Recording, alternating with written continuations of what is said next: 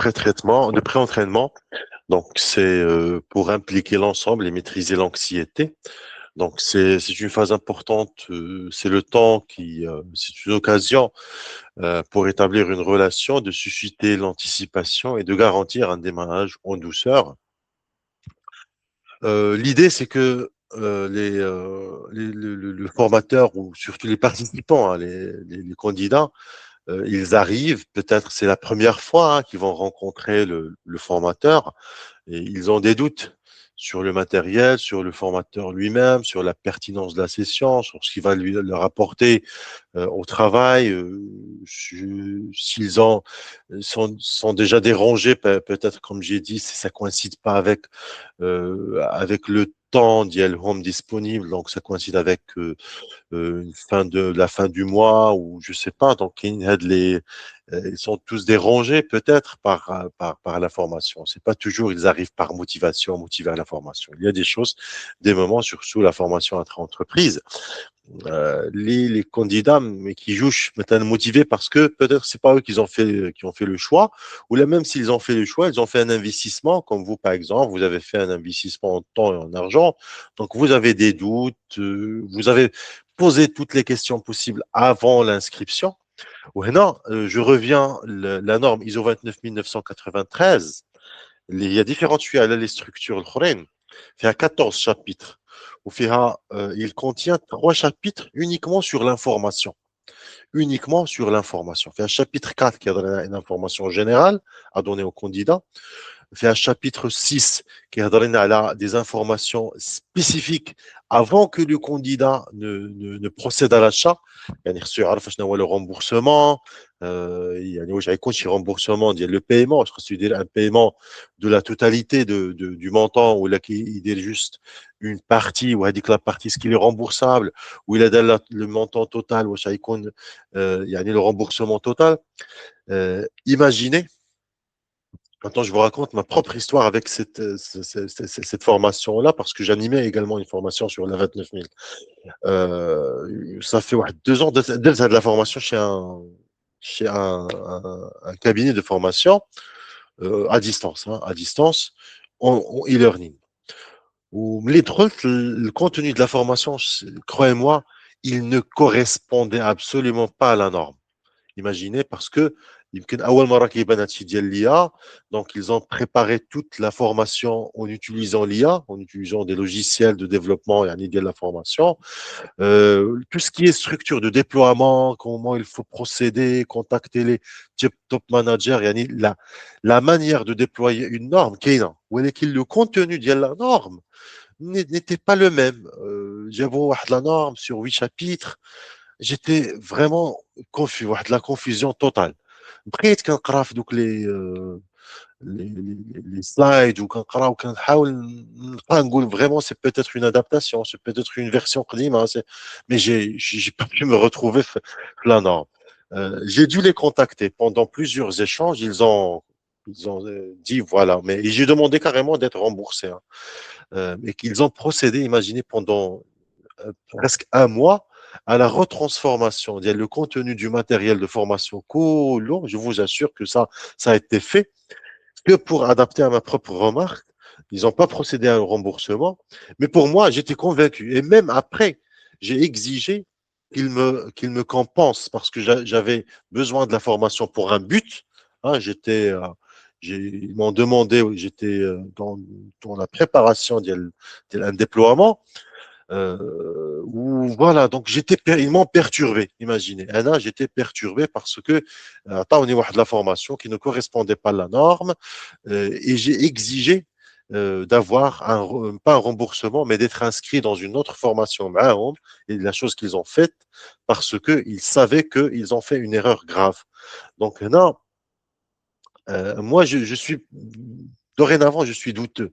وهذا c'est pas juste moi, mais vous par exemple, les autres, tout le monde qui connaît donc des doutes par rapport qui m'a donné le formateur. Donc c'est le moment que les candidats gagnent avec la confiance le formateur, et il y a des choses à faire pendant que la phase يعني ديال le pré-entraînement.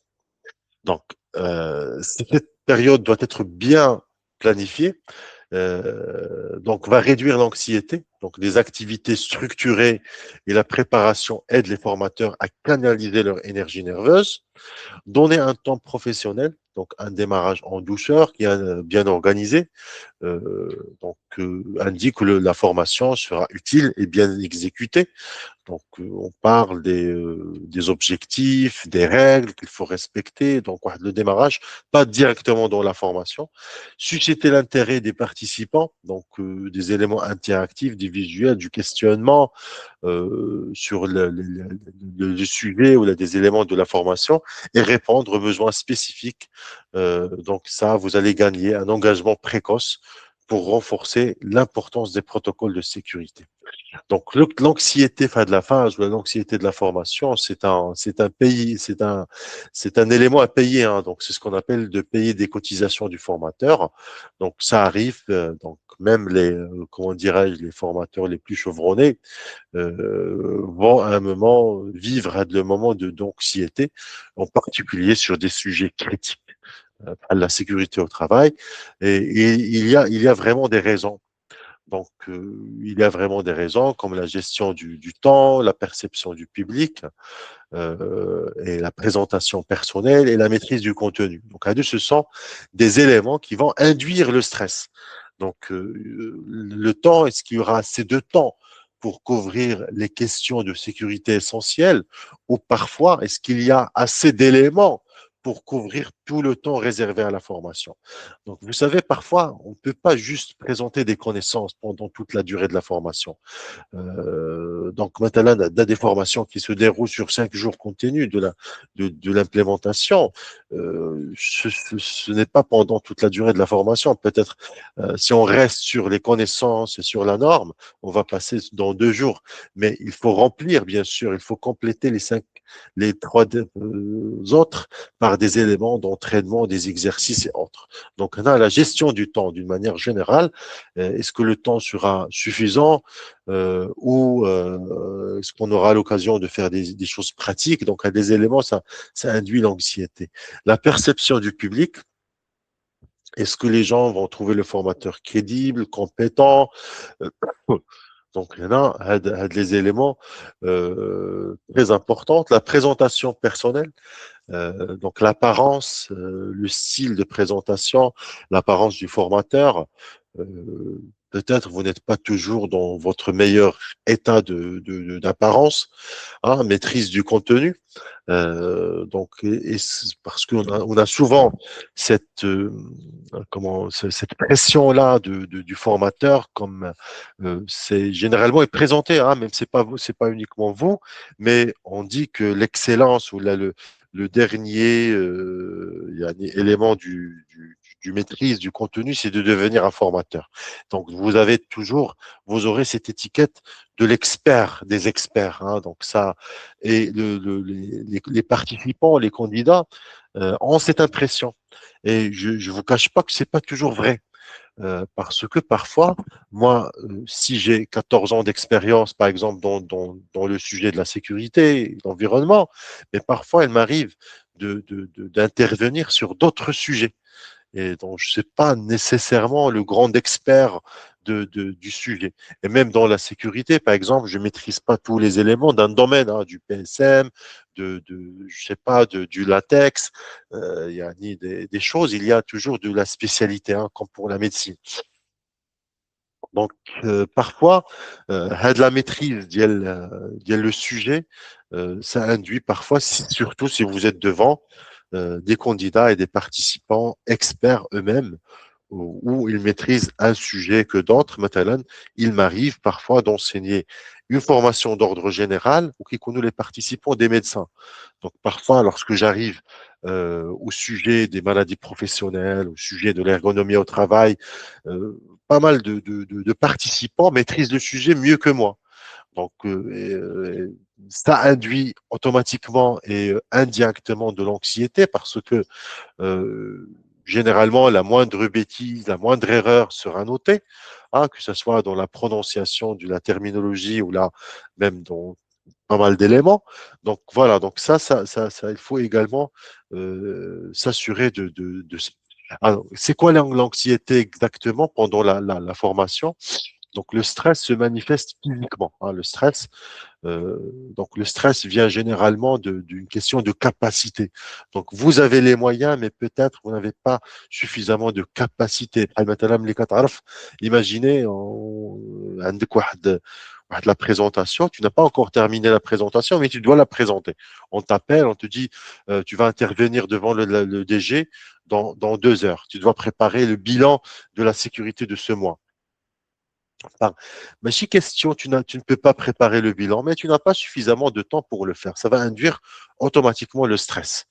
Donc là, le stress se manifeste d'une manière physique et mentale qui va affecter la capacité du formateur à dispenser la formation en toute confiance, que ce soit de sécurité ou autre. Et les symptômes, c'est quoi? Un estomac nerveux, sensation de papillement et de nausée avant de parler. Donc la transpiration excessive, surtout au niveau des mains, des paumes des mains et du front, des tremblements, hein. Donc j'ai vu ça, ça peut vous arriver, surtout si vous êtes amené à prendre un papier, à lire d'un papier, ça amplifie encore davantage les vibrations, hein. Donc peut-être les mains, on va pas sentir que les mains tremblent, mais peut-être si vous preniez un papier ou un document, hein, ça arrive parfois de présenter depuis un document, donc ça va amplifier donc, les vibrations et en plus vous allez remarquer vous-même ça et ça va encore accélérer ou amplifier votre anxiété, respiration rapide et augmentation du rythme cardiaque. Donc tous ces éléments ont une influence et malheureusement également un effet de catalyseur. Plus vous sentez que vous êtes nerveux, plus vous devenez nerveux. Donc là, anxieux. Donc il faut vraiment être également faire attention à ça, recadrer l'anxiété.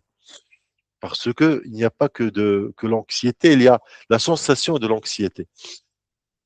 Donc il n'y a pas la combustion. La combustion qui produit de la chaleur, et la chaleur, c'est un élément catalyseur de la combustion, ce qui va induire avec l'embrasement ou avec l'effet catalyseur de la combustion. Donc, en état d'anxiété, tu vas la sentir, hein. حيتاش عندها les éléments physiques, عندها de la transpiration, de tremblement. يعني كيف ما كيحسوها les autres, toi aussi tu vas la sentir et ça va amplifier encore davantage votre anxiété. Vous pouvez même, hein, c'est le cas extrême, perdre conscience, hein. Donc, ça arrive, hein. Donc, intervenir en public, c'est pas toujours évident. Donc, mais il y a des stratégies, donc préparation mentale. Il faut parler de soi-même de manière positive. D'abord, dans le cadre de la sécurité, il faut savoir que vous êtes en train de faire quelque chose de bien pour les travailleurs, en train de transférer des connaissances qui leur seront utiles pour sécuriser leurs travaux et ceux de leurs camarades. Donc, tentez que vous êtes l'expert, que vous êtes la personne la mieux placée qui maîtrise le sujet. Parfois, c'est pas vrai, hein, ça peut être, mais mentir à soi-même, hein, dire que vous êtes probablement la meilleure personne. Et parfois, vous savez, les certifications que vous allez avoir, que vous avez eues peut-être même avant, ça vous aide, hein, ça vous aide, mais pas uniquement d'un point de vue technique. Le certificat que vous allez avoir, train de trainer, peut-être d'autres certificats dans la sécurité, l'OSHA 30 heures, 48 heures, de كلهم ne sont pas là uniquement d'un point de vue technique. Vous pouvez acquérir de l'information par le self-study. Aujourd'hui, l'information, il est disponible. Mais le fait de passer par un processus qui est structuré, l'effet des évaluations par des gens qu'on considère comme des experts dans leur domaine, donc là, qui يعطيكم واحد la confiance. OK? Maintenant, personnellement, lorsque j'ai commencé avec l'IOH, en passant de grade, ça ne veut pas dire que nécessairement il y a des gens qui sont probablement plus experts que moi dans des sujets, mais ça te donne Hadak, le sentiment que quand même, j'ai pas, mais ça arrive que des gens ne peuvent pas se défendre et de montrer leur expertise qu'à travers peut-être de l'expérience, et c'est pas toujours évident. OK? Et même pour eux. hein, même pour eux. Donc, c'est l'utilité, donc c'est parler de soi-même d'une manière positive et se rappeler à des petites réussites. Donc, également visualiser, imaginer une session réussite, la session qui est réussie avec un bon déroulement, donc où vous avez maîtrisé l'ensemble des aspects de la formation et finalement recadrer l'anxiété, transformer l'anxiété ou la nervosité en excitation. Parce que parfois les symptômes les mêmes symptômes, les كتشوفوا les tremblements, respiration, augmentation du rythme, sont les mêmes symptômes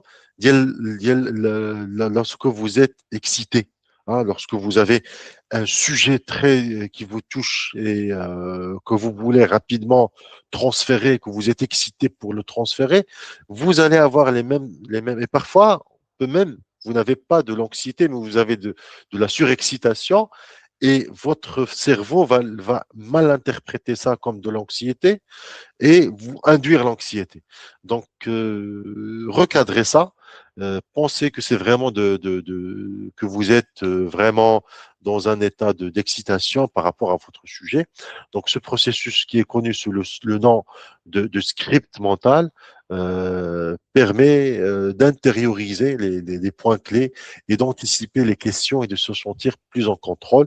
Donc, imaginez tout le déroulement de la formation, comment vous allez passer le début, hein, comment vous allez accueillir les candidats qui arrivent, ensuite comment vous allez vous présenter.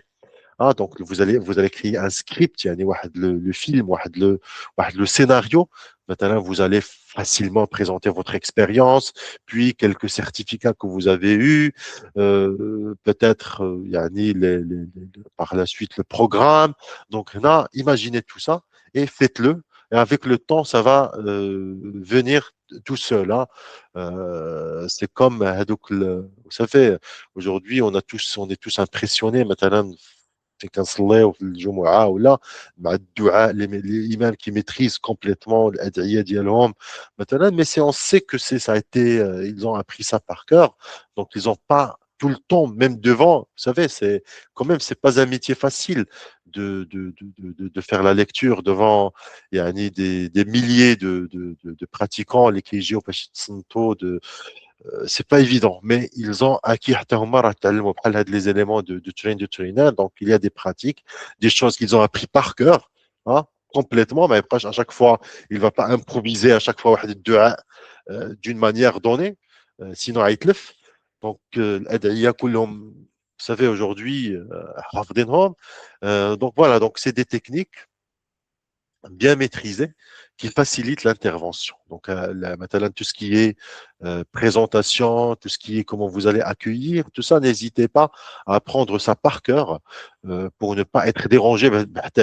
Juste le petite anxiété, le dérangement au contenu de la formation, au déroulement de la formation. Sinon, les éléments du début, essayez de les maîtriser de les pratiquer et créer le script mental. C'est des essais à blanc. Donc, vous allez répéter la session dans une salle réelle, donc peut-être vide, hein, donc où vous allez vous faire des démonstrations, probablement anticiper des questions, donc des questions les plus connues, donc auxquelles vous vous attendez avec le temps. Avec votre expérience, vous allez commencer à savoir quelles sont les questions qui vont revenir et des expositions progressives. Donc, vous allez commencer par des petits groupes, ensuite, avant de passer et d'animer, peut-être avec, هذاك الشيء علاش كنقولوا مثلا كاين le terme ديال associate. Aujourd'hui, مثلا, avant d'être reconnu مثلا avec مع واحد le centre comme formateur RK ou exemplaire global, donc on met la procédure. Donc, il dit que voilà, pour commencer avec nous, vous avez peu importe, يعني واخا تكون تبدا مع un autre centre, يقول لك خاصك تبدا ce qu'on appelle observateur, hein, donc tu observes, donc كتحضر en tant qu'observer, donc غير كتحضر, donc tu participes pas. Donc, la deuxième séance, tu vas assister comme associé, donc où vous allez intervenir sur des sujets, compléter des sujets, avant de passer vers vraiment animé, mais sous surveillance. animé avec la participation le tuteur, donc le trainer, donc qui connaît. Finalement, tu peux pratiquer ça d'une manière solo, indépendante. Donc, voilà. Donc, du coup, l'homme des étapes pour maîtriser le processus de devenir un formateur professionnel. Donc, l'anxiété également provient de l'idée de la perfection. Donc, il y en a qui mettent les comme ça arrive que si vous êtes un formateur, on te considère comme l'expert des experts. Donc, vous avez de la charge mentale et physique d'être perfectionniste, hein, ça, parce que sinon, pourquoi vous êtes en train de nous former? Il y a l'idée hein, qui nous arrive. Là, on attend, là, voilà, donc on veut que le formateur soit le meilleur expert du monde. Donc, et Hadi, c'est une attente. OK, l'attente se transforme à vous comme des attentes à atteindre. يعني كتكون واحد la perfection. Donc, il faut accepter les erreurs comme normales. Et il faut savoir, comme les formateurs chevronnés, il y a donc des dizaines et des vingtaines d'années d'expérience dans la formation, commettent des erreurs. Considérer les erreurs comme des moments d'apprentissage, ça, généralement, ça ne va pas avoir un impact majeur sur votre carrière. Donc, une séance de formation, vous avez probablement animé des centaines. Donc, une de ces séances mal passées va pas vous verser toute je sais pas, avec les nouvelles technologies. Donc, aujourd'hui, on a cette impression parce que avec les réseaux sociaux, parfois, il y a des Kigolo, des gens ont des bêtises. Donc, sont enregistrés peut-être, ou par la suite, on peut revisualiser ça des centaines de fois. Je parle surtout des gens qui viennent dans des scènes, dans des plateaux de télévisés, donc enregistrés lorsqu'ils parlent, c'est pas la fin. Hein, ils parlent, ils disent une bêtise ou là des choses, des informations erronées. Euh, les réseaux qui prennent donc voilà, regardez monsieur tel, qu'est-ce qu'il a dit, une bêtise, une connerie. Donc là, ça crée mais c'est pas toujours le cas. Hein, c'est pas toujours, ça va pas vous arriver toujours. Donc il faut maîtriser ça, considérer les erreurs et cultiver un état d'esprit parfaitement imparfait. Ok. Donc vous êtes humain, vous n'êtes pas censé vraiment tout être maîtrisé, tout perfectionner. Gérer les erreurs avec grâce. Donc, les erreurs sont inévitables et la façon dont les formateurs réagissent détermine leur impact. Dans le cadre d'une formation de sécurité, une réaction rapide renforce la crédibilité, permet de rester concentré sur le contenu. Donc, reconnaissez-le. Donc, si vous avez fait une erreur, et passez à autre chose. Moi, personnellement, il m'arrive de faire des erreurs comme celle-là. Donc, c'est la raison pour laquelle l'expérience m'a montré de chercher. Hein, c'est pas grave. Donc, واحد الوقيته même je suis pas 100% sûr, mais je lance des normes. يعني بحال دابا هذيك قلت لكم ديال لا 13000 لا 1335 parfois كيما قلت لكم خطيت مثلا قلت 31 35 j'ai alterné هذوك les deux chiffres. Parfois qu'est-ce qui se passe? كنقول هذاك le chiffre, mais je découvre la correction, ou là je découvre, ou là parfois كنقول ماشي à chaud, ماشي une fois كنقول l'information, ou je la cherche directement.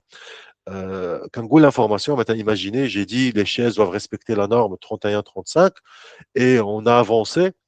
À un moment donné, j'ai dit allez, dans la pause, je vais chercher l'information. Je trouve que c'est erroné, que c'est 13 et pas 31. Je dois revenir, dire attention, s'il vous plaît. Ce que j'ai dit au début, c'était pas ça la norme. C'était 30, 31, 35 et non pas 13, 30, c'était 13, 35 et non pas 31, 35. Voilà, donc. Et ce que j'ai maîtrisé encore une fois, j'ai pas obligé de justifier, de rester. Je peux justifier rapidement, mais ماشي, je dois passer à autre chose parce que ce n'est pas l'objet de la formation. ما نبقاش مثلا en train de justifier, vous savez, j'ai des centaines de normes à apprendre, ça m'arrive parfois d'oublier une de ces normes ou de faire une confusion. Donc voilà, donc il faut reconnaître l'erreur et passer à autre chose, remercier les participants et tirer, si bien sûr, il vous corrige. Parfois, il arrive que le candidat sache des choses hein, mieux que vous, des aspects. Parce que, rappelez-le, la sécurité, c'est un domaine pluridisciplinaire. Pluridisciplinaire dit que vous avez plusieurs sujets, plusieurs disciplines à utiliser à la fois. De la physique, de la chimie, de la biologie. Et parfois, vous allez trouver des candidats qui ont fait de la biologie. Vous allez trouver des candidats qui ont fait du juridique. Donc, le candidat il a de licence juridique. Peut-être moi, j'ai pas le même bagage du contenu de la, yani, le contenu sur la loi que lui, il maîtrise peut-être mieux que moi. Donc, le moment où je vais me présenter ça, peut-être je vais faire une ou deux erreurs. Donc, il arrive qu'il va me corriger. Ça, c'est pas grave. Donc, je vais le remercier et également passer à autre chose. Tirer des enseignements du retour d'expérience et encourager les participants à faire part de leurs commentaires à la fin de la session, si bien sûr vous manquez des points. Donc finalement, allez-y, donc il faut commencer donc la séquence de la formation. Donc vous avez terminé la préparation, accueilli les étudiants à leur arrivée, il est temps de commencer la formation. Donc on va examiner les différentes étapes. Donc, la présentation de la formation va suivre la séquence, comme commencer la session de formation. Donc, vous allez commencer à présenter, vous allez commencer à accueillir, remercier-les de leur présence, effectuer les présentations. Donc, ils vont se présenter, vous allez vous présenter, prévisualiser la formation. Donc, il faut vraiment présenter les différents contenus.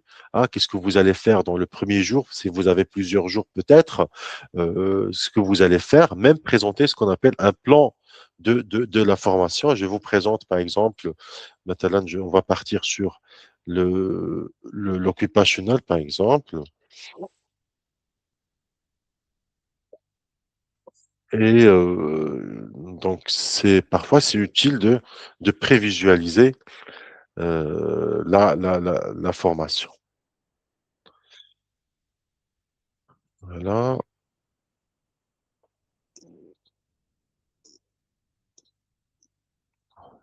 Donc, مثلاً, avant de commencer, vous allez tout simplement venir et présenter, par exemple, le déroulement. OK? مثلاً هنا هتجيو مثلاً, si je me rappelle, est-ce qu'il était là?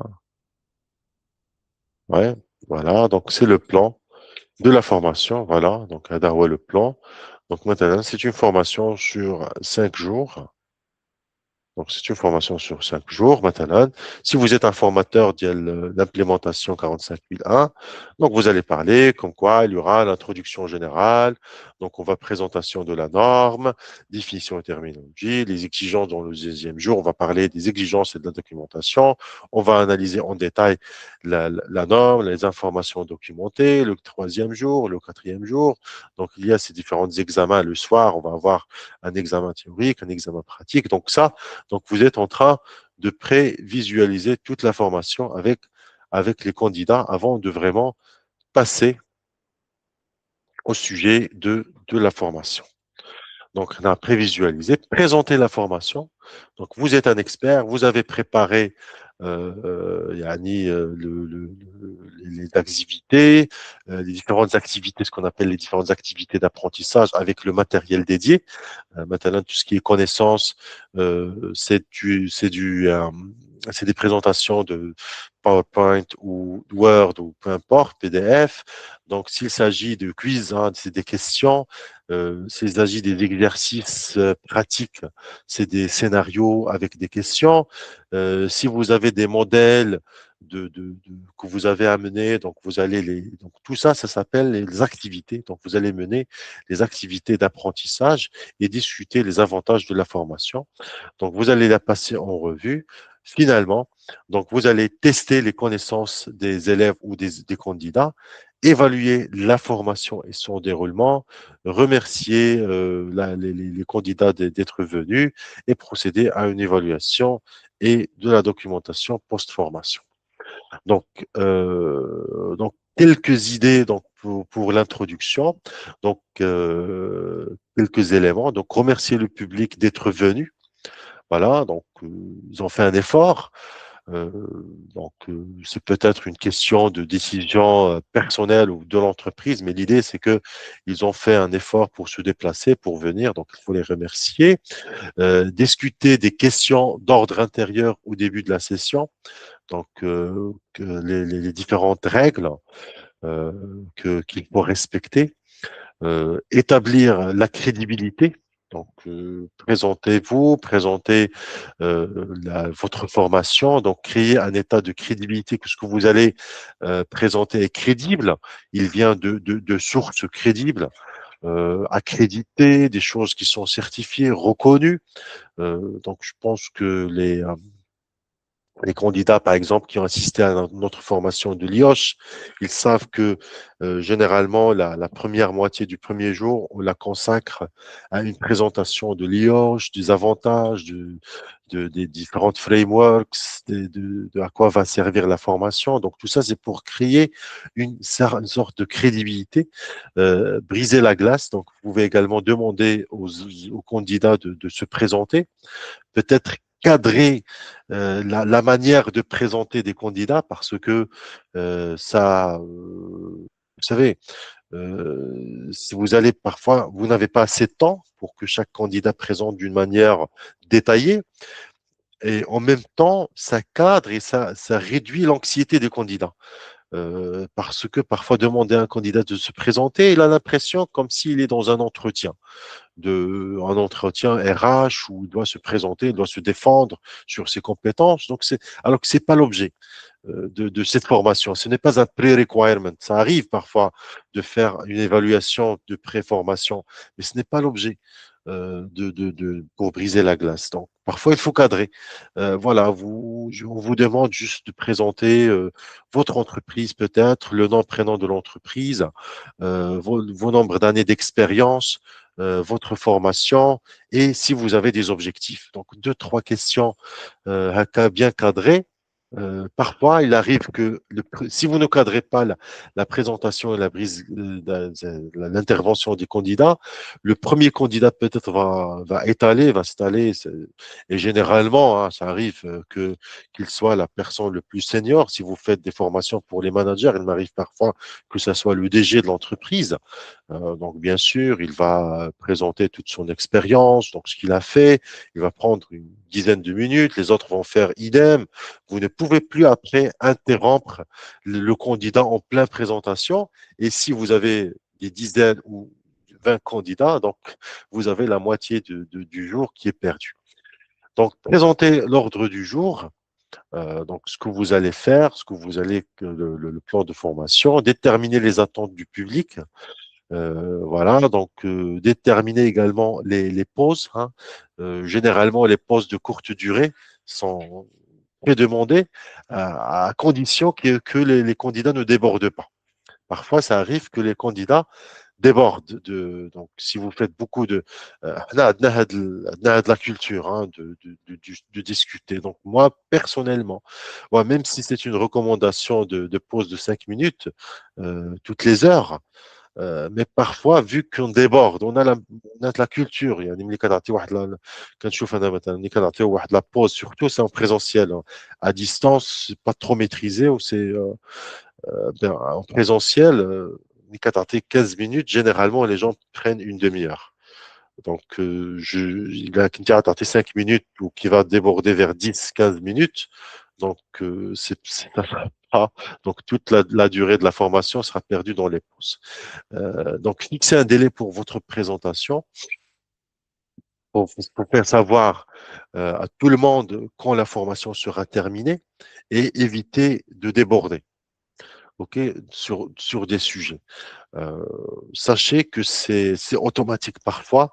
Donc, il arrive que des sujets, que ce soit pour vous que pour les autres, hein. Là, je vous raconte par retour d'expérience. Donc, parfois, on a un sujet qui est demandé par l'organisation parce que il faut savoir que selon la 29 993, on parle d'objectifs des apprenants et des commanditaires. Ok, les commanditaires, on a les sponsors, on a مثلا l'organisation. مثلا في هذه la formation هذه, vous êtes les commanditaires et vous êtes l'apprenant. Parce que j'imagine, il n'y a pas de candidat qui a été inscrit par son entreprise. Donc, là, l'apprenant a des attentes ou l'entreprise a des attentes. OK? Parfois, c'est les mêmes attentes, parfois, ça correspond pas. Donc, هنا خاصكم تعرفوا هذا الشيء وما ديبورديوش que ce soit par rapport يكون l'intérêt ديال الكانديدا parfois الكانديدا يجرك un sujet qui n'est pas l'objet de la formation ولا انت كتجر un autre sujet qui n'est pas l'objet de la formation. Donc, il faut expliquer aux élèves, aux étudiants ce qu'ils vont apprendre et ne soyez pas, bien sûr, je sais tout. Hein, donc, parfois, vous ne maîtrisez pas des sujets. Encouragez chacun à participer avec ses propres idées, opinions et croyances et sentiments. Et une fois que vous avez attiré l'attention, passez au cours de votre présentation. Donc, il y aura différents styles de présentation et la clé d'un formateur efficace est d'apprendre à adapter le style de présentation naturelle aux besoins de son public. Vous ne vous contentez pas de transmettre des informations, mais vous essayez également d'aider les gens à comprendre et à les appliquer. Donc, Dima Aklo, elle a la pyramide de la taxonomie de Bloom, parce que ma chère taxonomie, mais c'est une voie d'apprentissage, c'est une pyramide. Donc, vous acheminez les candidats et les participants et les apprenants depuis la mémorisation. Donc, vous allez les aider à mémoriser. Donc, vous avez des techniques. Hein, en tant que formateur, parfois, on a des techniques d'abréviation, de dessin, de cartes de mémorisation, cartes mentales. Donc, il y a des techniques pour aider les gens à mémoriser de l'information. Généralement, dans la sécurité, on a des abréviations. Hein, donc, on utilise maintenant le PASS, je sais pas, il y a d'autres techniques. Hein, donc, pour que les gens se rappellent des techniques, hein, des différentes étapes. Maintenant, le pass, la sécurité incendie. Également, on a le race. Hein, donc là, lorsque un trainer vous présente ça, il vous aide. C'est un facilitateur qui vous aide à mémoriser le sujet. Donc, il est dans la première étape de la taxonomie de Bloom. Il s'assure que vous rappelez des éléments essentiels de la formation. Donc, étant donné que vous travaillez avec des adultes qui peuvent avoir des préférences d'apprentissage, des antécédents et des rôles professionnels différents. Donc, la flexibilité, elle est importante. Parfois, vous avez des sujets sur lesquels vous voulez commencer par du basique, alors que Hadouk, les adultes, ils ont déjà acquis, ils ont déjà les basiques. Donc, vous n'êtes pas obligé de passer. Il suffit de s'assurer qu'ils ont les éléments de base avant de commencer. Et l'une des formations sur laquelle je trouve beaucoup de problèmes avec les apprenants, c'est la formation de l'IRCA et surtout pas uniquement de l'IRCA, mais c'est la formation du lead auditeur. La formation lead auditeur stipule que les candidats maîtrisent, parce que c'est un pre-requirement qu'ils maîtrisent la norme qu'ils veulent auditer avant de commencer. Donc, Hadith est une attente, ou la formation prévoit uniquement une demi-journée pour présenter la norme. OK? Mais le reste, c'est pour les pratiques de l'audit. OK? Pour d'autres normes. On va voir la 19011, la 17021, parce que vous devez maîtriser la 17021, parce que vous allez faire l'audit de tierce partie, vous allez comprendre les principes de l'audit, les compétences d'un auditeur. Donc, Hado, c'est très important. Alors qu'on stipule que vous avez déjà les bases. Parfois, les candidats arrivent dans les formations de lead auditeur avec l'idée qu'ils vont décortiquer, qu'on va consacrer 3 jours pour bien comprendre les exigences de la norme, alors que ce n'est pas l'objectif de la formation. Donc, il faut penser à la façon dont vous expliquerez la même procédure de sécurité à un nouveau employé ou à quelqu'un qui a 10 années d'expérience. Le temps, les exemples que vous allez donner, donc tous ces éléments, bien sûr, vont avoir de l'influence. Donc ça, c'est très important. L'idée d'avoir passé, par exemple, personnellement, donc dans mon expérience, par plusieurs entreprises et différents secteurs.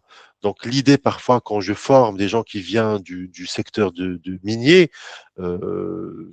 j'utilise fréquemment des expériences tirées du secteur minier. Quand je forme dans l'agroalimentaire, j'utilise dans l'agro. Quand je forme de la construction, j'utilise. Donc ça, je m'adapte. Donc il y a différents styles, différentes expériences. Donc voilà. Donc il faut adapter la manière aux besoins des candidats. Également, il faut améliorer vos compétences en matière de présentation. Ne faites pas comme si vous aviez toutes les réponses. Hein, donc, vous n'avez pas toutes les réponses à toutes les questions, et parce que l'objectif, c'est d'être à la fois informatif et divertissant. Donc, ce n'est pas une séance de divertissement, mais c'est une séance de formation d'adultes qui sont là, vu qu'ils ont choisi ou on leur a demandé de venir, mais ils doivent se sentir à l'aise, hein, donc à l'idée de s'asseoir pendant une journée, 5 jours avec vous, discuter, échanger. L'idée, c'est parfois sortir hors du cadre de la formation, discuter sur des sujets un peu particuliers qui intéressent les candidats sans déborder. L'essentiel, c'est de rester dans le cadre de la formation et veiller à ce que les exemples soient appropriés et en rapport avec le sujet, un peu d'humour, hein, et de la narration, raconter des histoires, peut rendre votre formation plus mémorable et plus agréable. Euh, donc pour chaque sujet, l'idée c'est de choisir une histoire. Donc avec, vous êtes, voilà. Donc ce que j'ai fait maintenant, ce que j'étais en train de faire, je vous racontais des petites expériences qui m'est arrivé dans les formations. Donc c'est beaucoup plus que de donner des exemples imaginaires, mais je vous dis quelque chose, c'est plus impactant. Hein, alors, je vous dis, par exemple, le fait pour moi de s'excuser, alors j'étais pas vraiment le responsable du retard, mais j'étais une demi-heure après que les candidats se sont installés, c'est extrêmement dérangeant. Je vous dis pas que ça va vous déranger, mais je vous dis que j'ai vécu ça, ça dérange. J'étais obligé d'installer le matériel, alors que les gens me regardaient, d'entrer dans l'ordinateur, de lancer la présentation. Et tout ça, ça crée beaucoup d'anxiété. Et voilà, j'ai dépassé ça dans la formation, mais ça m'a impacté. Et la preuve, c'est que je suis en train de vous dire ça parce que vraiment, j'étais impacté par ce retard d'une heure de commencement de la formation. Également, dans la formation, il faut surveiller la vitesse d'élocution, la vitesse de présentation. Donc, vous savez, on est au Maroc. Généralement, les gens parlent arabe, parlent français. Donc, la vitesse parfois impacte. Il y a des gens qui maîtrisent la langue, mais pas avec une certaine vitesse. Hein. Donc, c'est la raison pour laquelle, Matalan, aujourd'hui, les nouvelles formations IOSH, Diaouna, on a intégré une formation complètement en arabe. Donc, une séance qui sera ajoutée 100% arabe. Donc, la présentation, la discussion, كله هيكون بالعربية, ما يكون aucun terme en français. Donc, est-ce que c'est bien, c'est mauvais? Non, je ne considère pas que c'est mauvais parce que ça existe déjà. Donc, la formation, elle était déjà préparée par l'IOSH. Il y a des pays qui ne parlent que l'arabe, qui font la formation en arabe. Donc, c'est pas les gens qui vont assister à la formation, ce ne sont pas des gens qui sont moins éduqués que les autres, mais peut-être qu'ils veulent avoir cette expérience. Moi, personnellement, j'ai eu des formations avec des Égyptiens qui m'ont formé. La formation a été présentée en anglais, mais il parlait en arabe. Donc, on entendait, c'est la première fois où j'entends le mot asafa au lieu de la norme. Donc, j'appréciais ça. Je prenais des choses nouvelles. J'avais pas eu le temps, l'occasion de l'étudier en arabe parce que pour moi, c'était pour la première fois et je voyais les candidats qui disaient ça. J'ai commencé moi-même à parler de muasafa, sti'mal muasafa. Donc, c'était intéressant. C'était nouveau, mais l'idée me plaisait très bien. Donc, voilà, donc ça arrive il faut vraiment, donc pourquoi j'étais en train de dire ça, il faut s'assurer. Voilà, j'ajoute par rapport à ce slide, parce que ça, c'est de l'IBSP.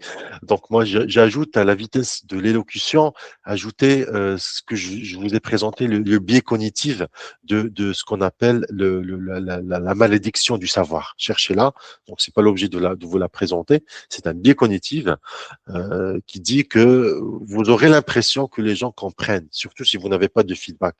Donc, les gens vont commencer à dire oui, hein, mais peut-être ils ont rien capté, mais vous avez l'impression, notre cerveau pense que les gens sont avec vous dans la même longueur d'onde, ils comprennent ce que vous êtes en train de dire et peut-être vous allez passer à la vitesse suivante alors qu'ils n'ont pas encore maîtrisé les sujets. Vous n'êtes pas entrant encore, une fois on a parlé au début de maîtriser les personnes, donc vous n'êtes pas en train de s'adresser à une catégorie qui a des considérations bien spécifique et c'est la raison pour laquelle la 29 993 n'est pas applicable au système d'éducation formelle, les universités, ou parce que عندهم واحد le cadre يعني اللي كيدوز من je sais pas من le collège, le lycée ou le CE1, le CE2 ou le هنا sûr que on considère le prof considère que tous vous avez les mêmes acquis, hein.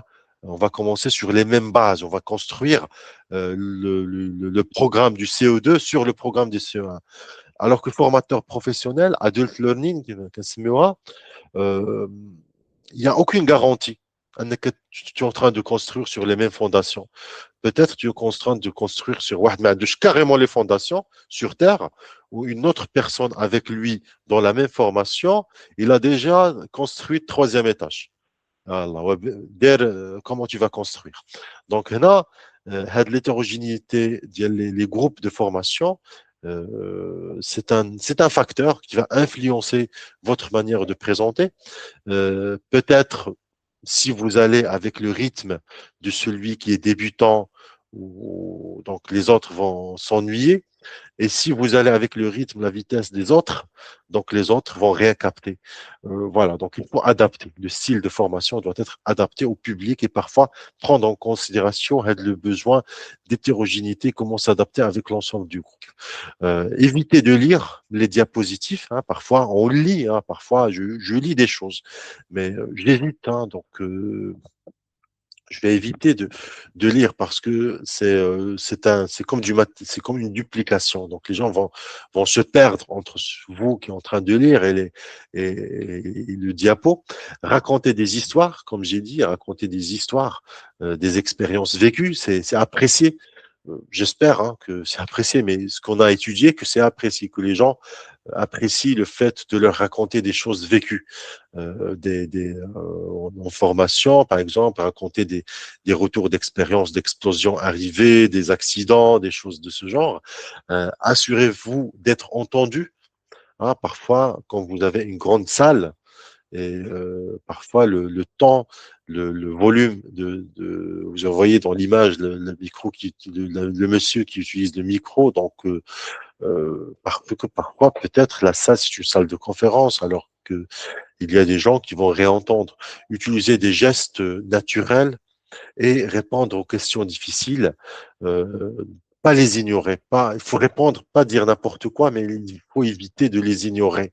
Donc, ce n'est pas grave, vous n'êtes pas obligé de tout savoir, mais il faut répondre et dire voilà, on va prendre ça en considération. Je vais revenir à ça après la séance. C'est déjà pris on va voir ça vers la fin. On a un temps dédié pour poser vos questions. Donc, je garde cette question, je vais la noter et on va la voir. Pas nécessairement, vous n'êtes pas obligé de dire je ne sais pas, mais votre question, on va la noter, mais on va y revenir vers la fin de la séance ou vers la fin de la session. Mais il faut revenir, hein, il faut aller chercher. Si vous ne savez pas, il faut aller la chercher. Parfois, il faut faire des pauses de temps en temps et entraînez-vous à faire votre présentation. Donc, on a parlé du script mental qui vous permet de rester sur la bonne voie pendant la séance. Attention aux mots et aux sons de remplissage. Donc il faut les éviter. OK? Des choses, des expressions non lexicales. Éviter de répéter trop de mots et d'être parce que les gens vont ça va les déranger. OK? Il faut faire attention. Demandez à vos camarades de dire voilà, est-ce qu'il y a un terme que j'utilise souvent? Et vous savez qu'il y a des collègues qui utilisent des termes beaucoup, qui exagèrent l'utilisation.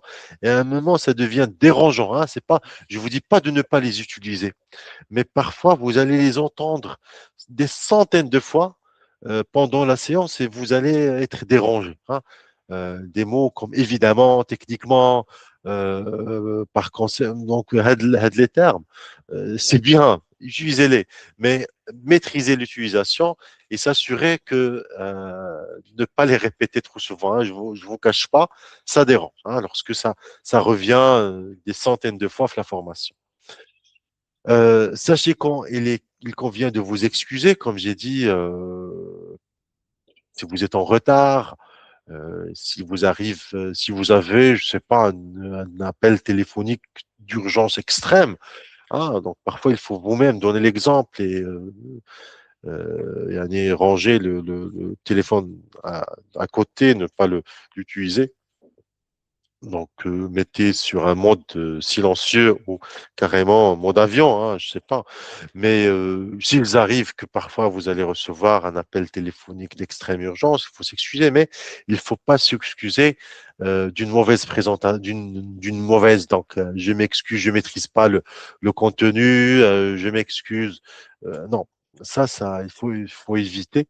Ou parce que je suis nerveux, parce que je tremble, parce que je me sens pas à l'aise de faire la présentation. C'est la première fois que je présente, donc évitez ça. Donc excusez sur des points bien précis, mais pas dans un cadre général sur votre présentation, sur des choses qui vont altérer peut-être l'expérience et la façon de laquelle les candidats ils vous voient. Donc appréciez l'expérience et rappelez que vous allez vous amuser. Quelques conseils importants pour la formation d'adultes. Donc, les adultes apportent à la classe une grande expérience de la vie. Ils apprennent pas de la même manière. Ils ont des attentes personnelles plus importantes et souvent un état d'esprit pratique, hein. Ils veulent apprendre des choses et à les utiliser dans la journée même.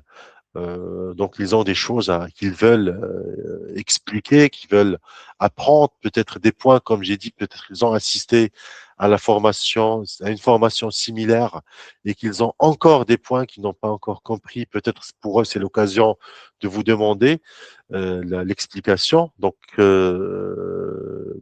Homa, l'idée d'un adulte, c'est qu'est-ce que je vais gagner de passer de participer parce que je vais consacrer du temps, je vais consacrer de l'effort. Peut-être un adulte, c'est lui qui a payé, donc il a besoin d'avoir un retour sur investissement et savoir que la motivation, vraiment, il faut chercher à ce que les gens soient motivés.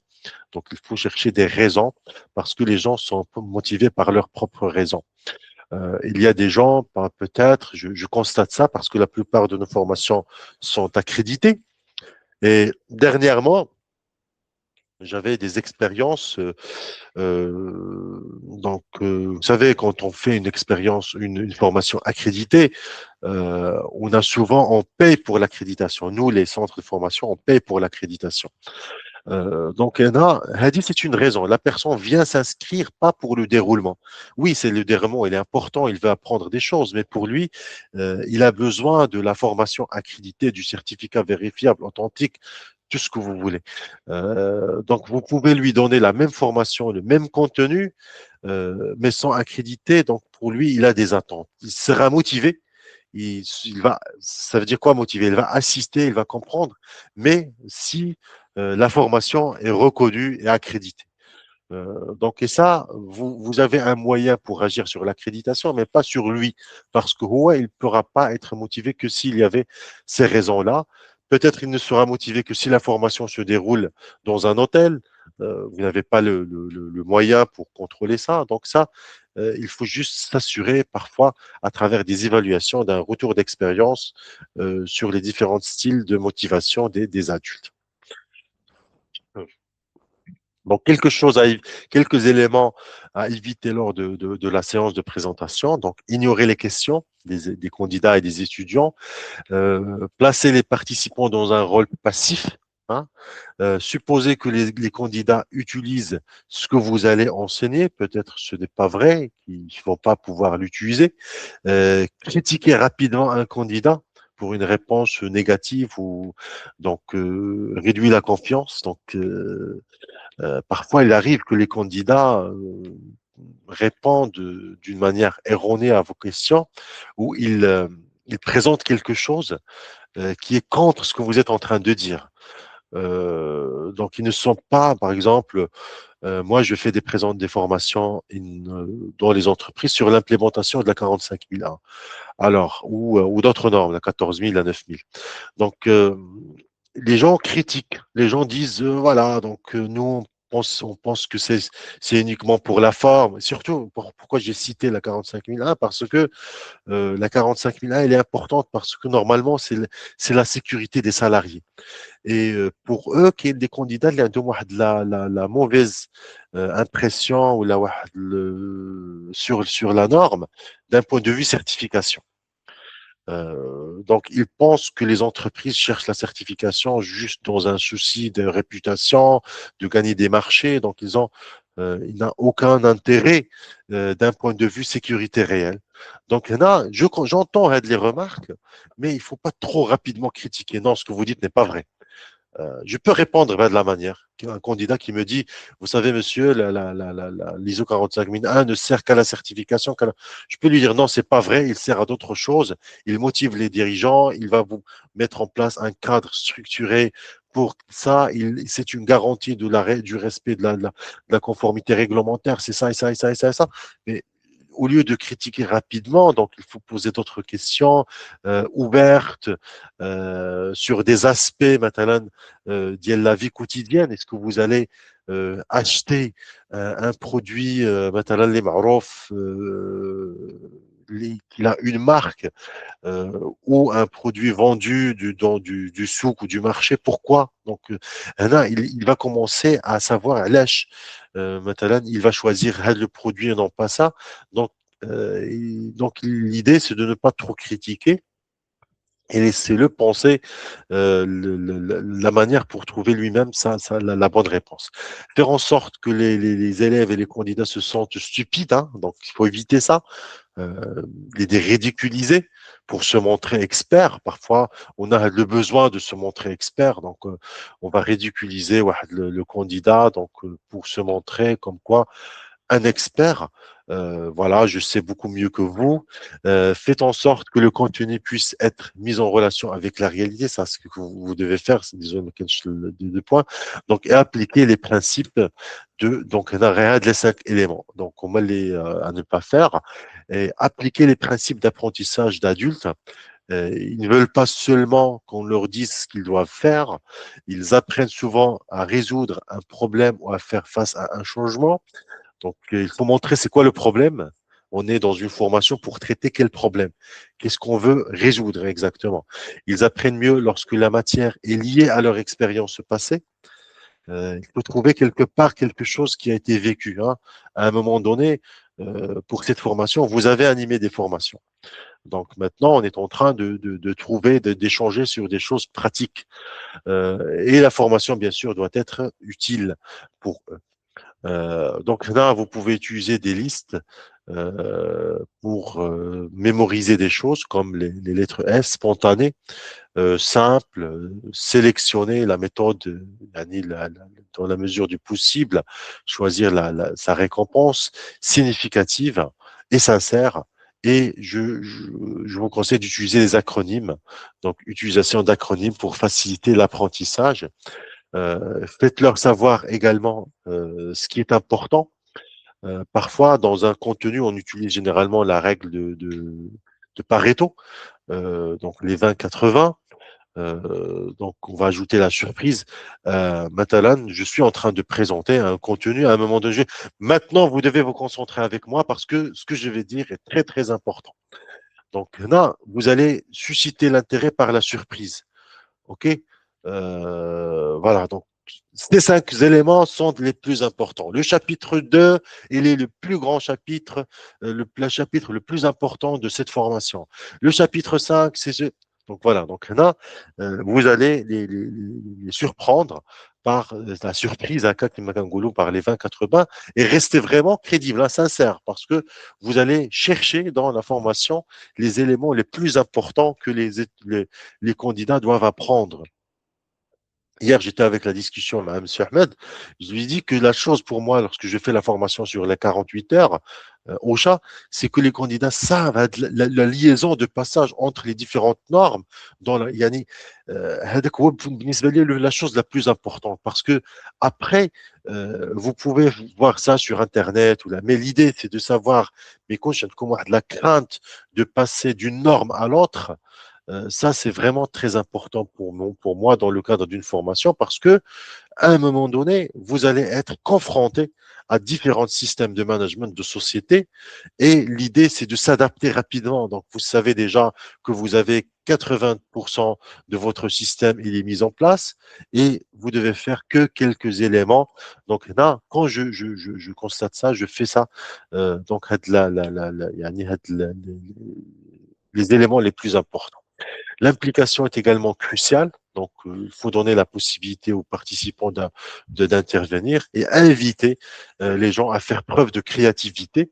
C'est de toucher donc, le dernier point d'apprentissage ou la taxonomie, qui est la créativité. Lorsque vous dites aux gens maintenant, pensez qu'est-ce que vous pensez de ce système? Est-ce qu'il y a des choses que vous pouvez ajouter, que vous pouvez adapter? Maintenant, dans le cadre d'une formation, rien n'est parfait. Donc, les normes ne sont pas parfaites, hein. Les normes sont cadrées pour qu'ils soient faciles à adopter et standards, mais ils ne sont pas généralement parfaites. Donc, ils laissent toujours la possibilité d'améliorer. L'utilisation des aides visuelles. Donc là, la plupart, il y a la formation, on utilise des aides visuelles comme les présentations, les vidéoprojecteurs, les différentes aides, hein, donc qu'ils soient documentaires ou la autre. Cela signifie que si vous dirigez une session, un ensemble solide d'aides visuelles peut faire une grande différence. Donc, euh, donc, il faut laisser vos visuels vous aider, mais pas qu'ils soient être votre présentation. Donc, comme si vous allez vous ignorer, laisser la présentation, elle, guider les apprenants. Ne présenter les éléments visuels que lorsque vous êtes prêt à les présenter, euh, parce que vous n'allez pas les découvrir, hein, avec les candidats. Ranger les supports lorsque vous les utilisez pas, pour qu'ils ne soient pas des éléments de distraction. Répétez avec vos visuels pour apprendre à les utiliser. Testez les équipements avant de les utiliser. Évitez de vous interposer entre vos visuels et votre participant. Donc, j'ai dit ça dans la création d'obstacles. Écrivez sur des tableaux de conférence et des tableaux blancs.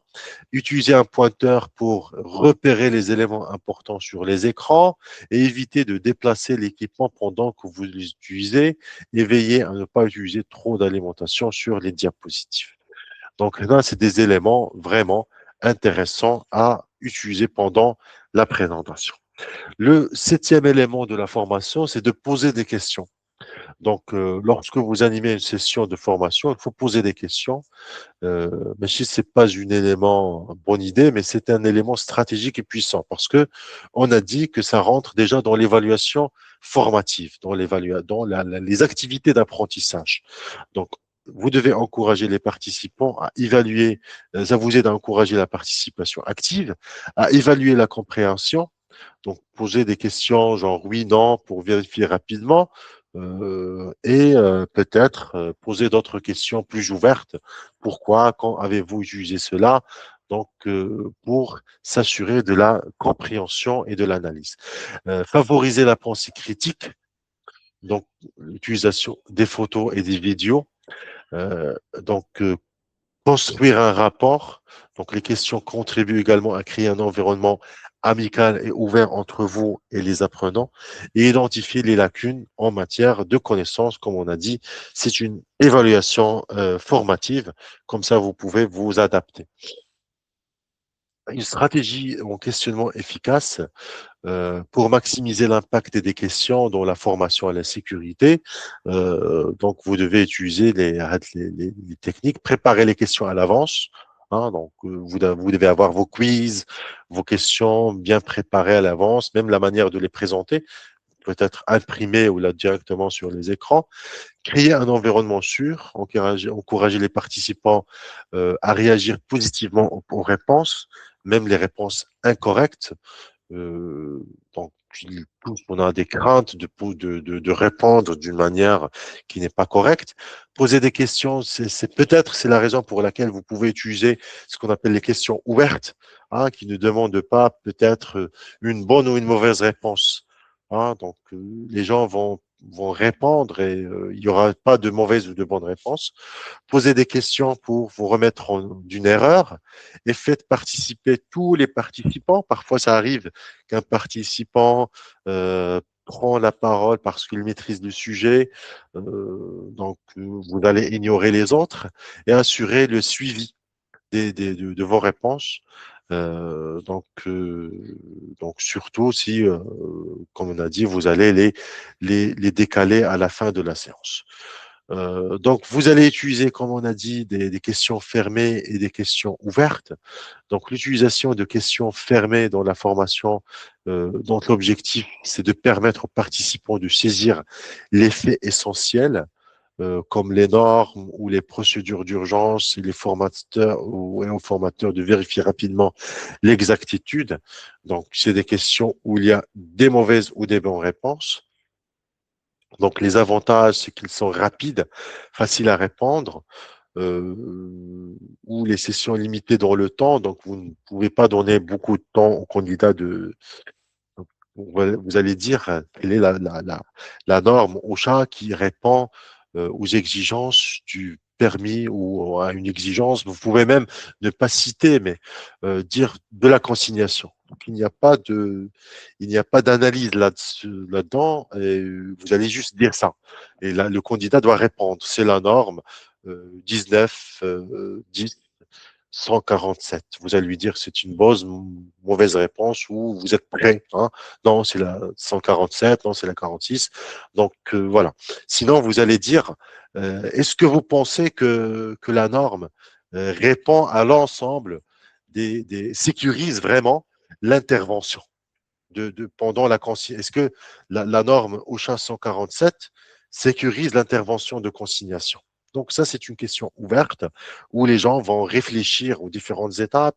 Il peut y avoir quelqu'un qui va vous dire, monsieur, dame, donc il y a peut-être la norme ignore aujourd'hui, ou pour moi, par exemple, la norme autorise ce qu'on appelle le tag-out, hein, pas uniquement le lag-out. Il y a lag-out, tag-out, mais il autorise donc des conditions spécifiques. Le tag, يعني تقدر dire juste la séparation ou dire tag, de signaler sans lag, sans consigner. Donc, Hadi, peut-être, ça va faire l'objet d'une critique. Ah, les candidats vont dire, ah, nous, on ne croit pas dans un environnement de travail, ou Hada, peut-être, il n'est pas apprécié d'autoriser ou de donner l'obligation. Moi, je suis dans une entreprise où j'ai vécu une expérience de dérogation mal vécue. Donc, il y en a, c'est des choses, des questions ouvertes. Mais qui mettent le compte, peut-être, vous n'avez pas assez de temps dans la formation pour discuter sur tous ces aspects à prendre en considération. Donc, une utilisation excessive peut limiter la discussion. Il convient donc d'équilibrer les questions fermées et les questions ouvertes. Donc, les questions ouvertes dans les formations à la sécurité, donc l'objectif, c'est il stimule, il encourage un engagement plus profond, comme j'ai dit, lorsque vous posez cette question sur comment vous considérez la norme, si vous l'appliquez, ou par exemple par rapport à cette standard est-ce que vous pensez que votre entreprise est aujourd'hui prête à être certifiée? Donc ça encourage la réflexion, de penser aux différents systèmes, donc d'appliquer des concepts de sécurité sur le lieu de travail. Il favorise la pensée critique, crée une atmosphère de collaboration, donc d'aide. C'est comme si vous allez vous devenir un accompagnateur, dit le candidat.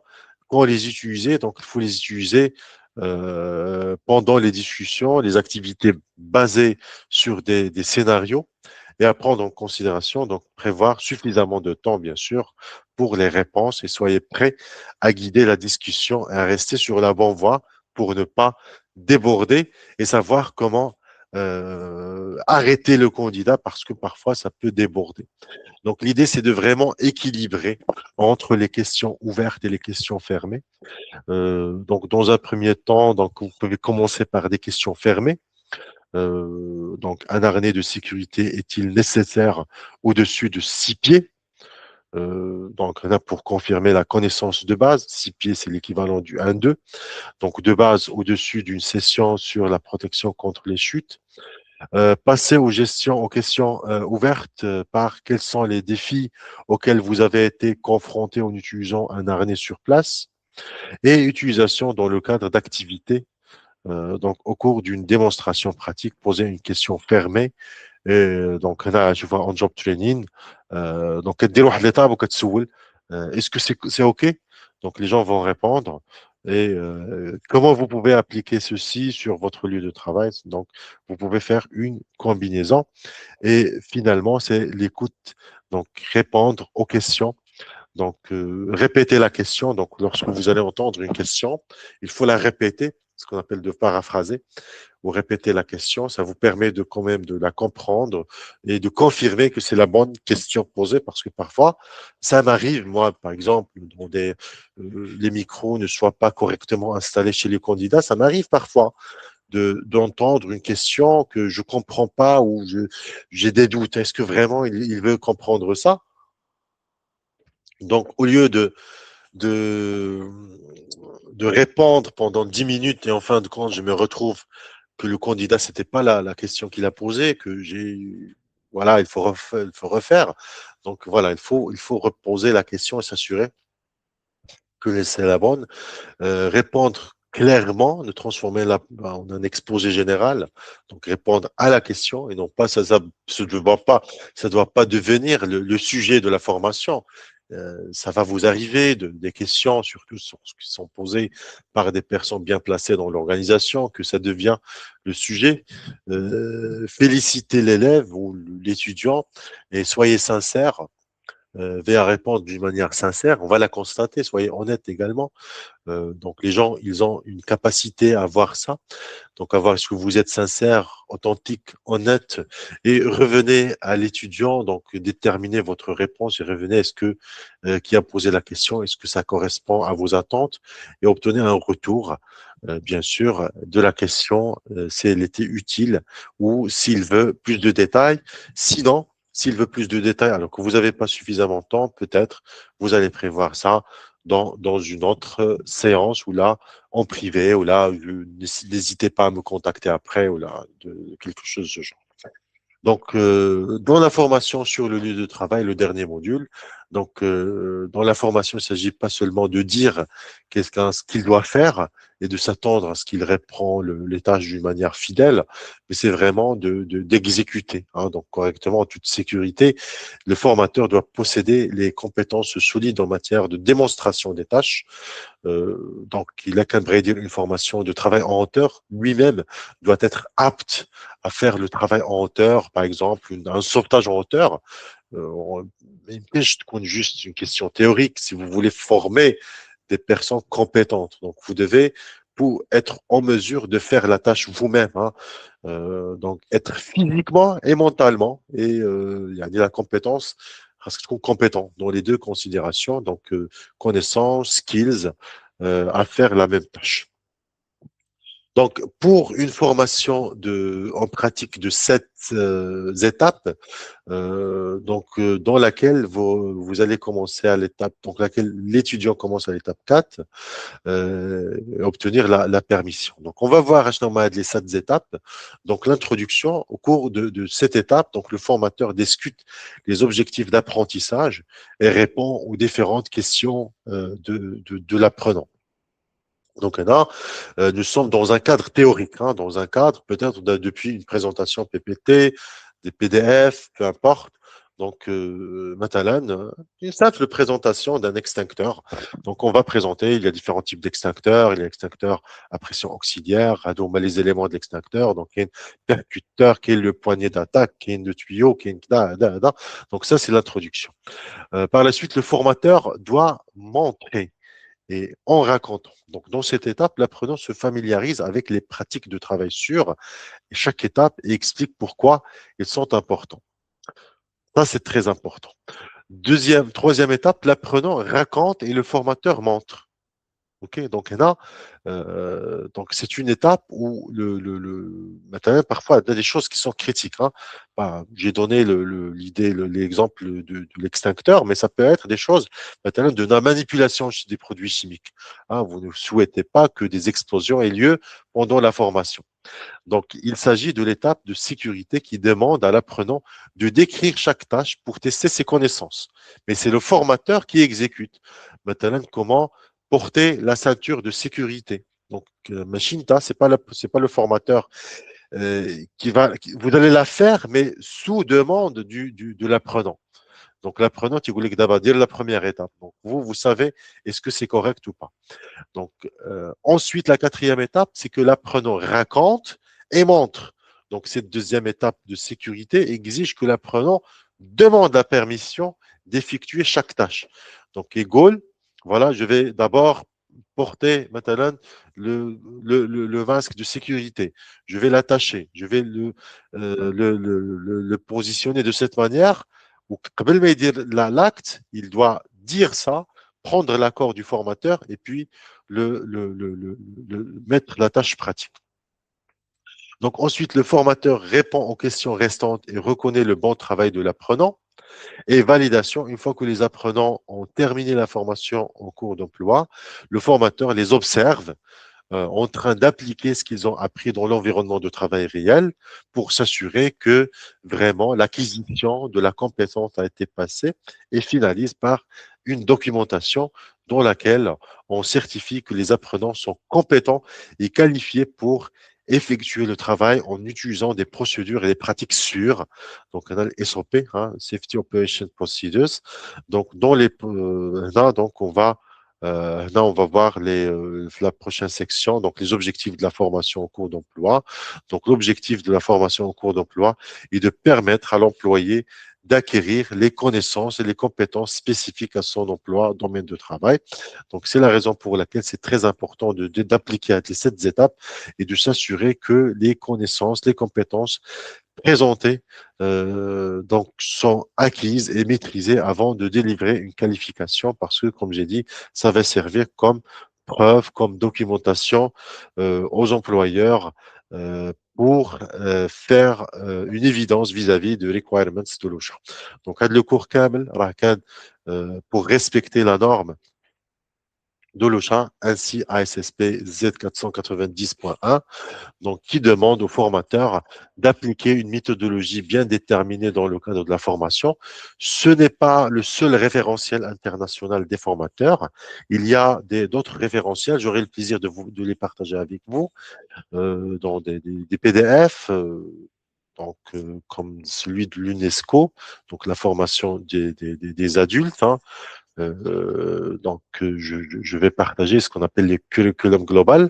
Donc, il y a des choses, il y a des compétences pour les formateurs des adultes, mais pour vous, c'est une initiation. Vous avez là aujourd'hui les outils d'un formateur conformément aux exigences de cette norme USA, donc qui va servir également à d'autres, les systèmes de management, qu'il y a une certaine ressemblance, il y a un certain alignement entre les différentes normes, notamment celui du trainer.